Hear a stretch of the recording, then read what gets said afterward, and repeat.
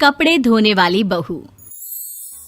शादी के पहले से ही विभा को कपड़े धोने का बड़ा शौक था। कभी नल के नीचे तो कभी तालाब के पास। अरे मेरी नीली वाली लुंगी नहीं दिख रही है। विभा की अम्मा, कहाँ रखी है लुंगी? अरे वो तो विभा ने परसों ही धोकर रखी थी आपकी अलमारी में, देखो वहीं होगी।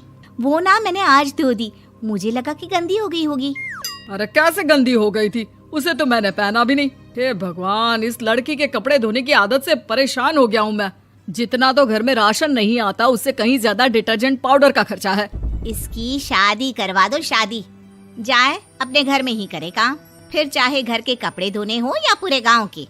हाँ ठीक बोल रही हो, देखता हूँ मैं कोई लड़का। वो दिन भी आ जाता है जब विभा को देखने लड़के वाले आ जाते हैं। लड़की मुझे अच्छी लगी। होने वाली सास कहती है, बेटी अगर कुछ पूछना है तो पूछ लो।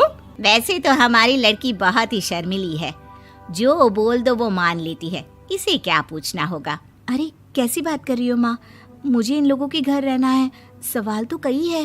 हाँ हाँ बेटा, पूछ लो ना, क्या पूछना है। आप लोगों के घर कपड़े कौन धोता है? सास का मुंह बन जाता है।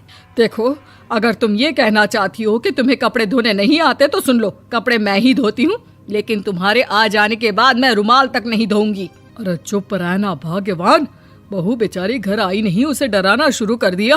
वो क्या है ना बिटिया, अभी तक तो ये कल्लू की माँ ही धोती थी, लेकिन अब तुम्हारे पापा तो दहेज में वॉशिंग मशीन देंगे ही। तभी विभा की माँ बोल पड़ती है, सवाल भी पूछा तो क्या। वैसे भाई साहब, मशीन की तो फिर भी कपड़े धोने की कैपेसिटी होती है। मतलब जो बिटिया दे रहे हैं ना विभा, इसे कपड़े धोने का बहुत शौक है। ये आप लोगों के क्या, आस पड़ोस गांव मोहल्ले सबके कपड़े धो दे और उफ तक ना करे। बाहर देखा नहीं आपने कितने कपड़े सूख रहे हैं? सब हमारी बिटिया ने ही तो धोए हैं। बस भी करो ना माँ, शर्म आ रही इतनी तारीफ सुनकर। और तो और एक दाग निकाल कर दिखाओ तो मान जाऊं। हाँ अच्छा, माफ करना बेटा, मैंने गलत समझा।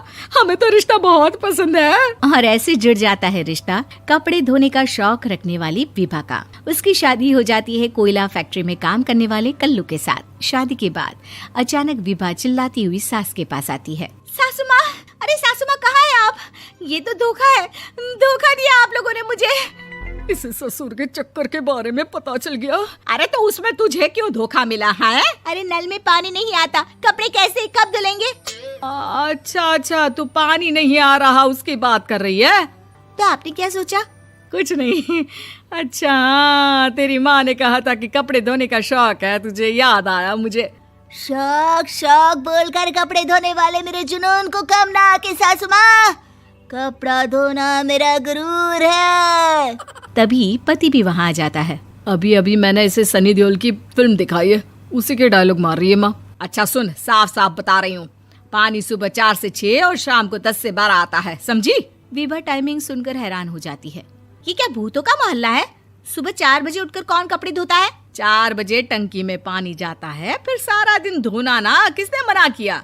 अरे कैसे बात कर रही हैं? 200 लीटर की टंकी में कितने कपड़े धो लूंगी मैं? सुबह ही उठ जाऊंगी मैं। अब क्या था, विभा सुबह 4 से लेकर रात के 12 बजे तक कपड़े ही धोती रहती। एक रोज सास पड़ोस से निकलकर कहीं जा रही होती है कि साथ वाली कहती है, हाँ कल्लू की माँ, जरा ये बताओ कि 2 साड़ी है, 2 ब्लाउज और एक पेटीकोट और एक नाड़े वाला लंबा कच्छा।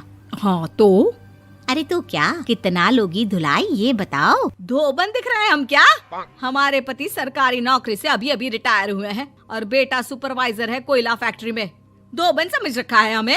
हाय रे कल्लू की अम्मा, माफ कर दो, वो तो मोहल्ले में यही सब बता रहे थे कि तुमने बहू को कपड़ा धुलवाने के काम में लगा दिया है। सास को पड़ोसन की बात सुनकर गुस्सा आ जाता है। वो घर पहुंचती है जहां घर के बाहर ही इतने सारे कपड़े सूख रहे होते हैं जितने कि किसी धोबन के घर पर। अरे ओ कल्लू की दुल्हन, बाहर निकल।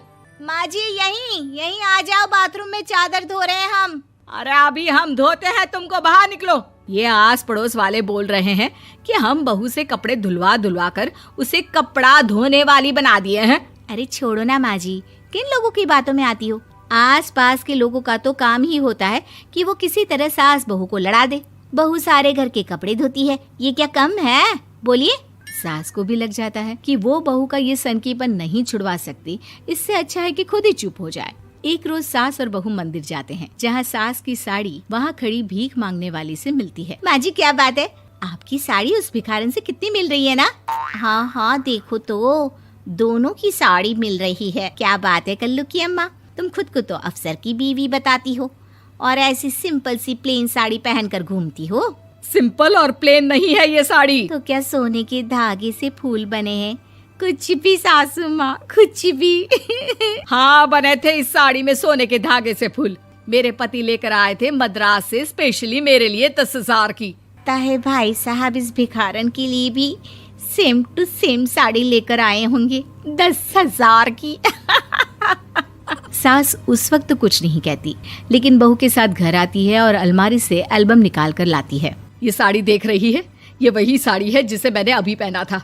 इस साड़ी में ये जो चमकदार फूल दिख रहे हैं ना, ये सोने के धागों से काढ़े गए हैं। लेकिन तू लोकल वॉशिंग मशीन ब्रश से घिस घिस कर सारे फूलों को निकाल कर साड़ी प्लेन कर दी। मुझे माफ कर दीजिए सासू माँ। और तो और, जब मैंने तुझे तेरी गलती के लिए कुछ नहीं कहा, लेकिन तूने तो सबके सामने मेरा मजाक ही बना दिया। क्यों? बहू को समझ में आ जाता है कि अब से उसका कपड़े धोना बंद।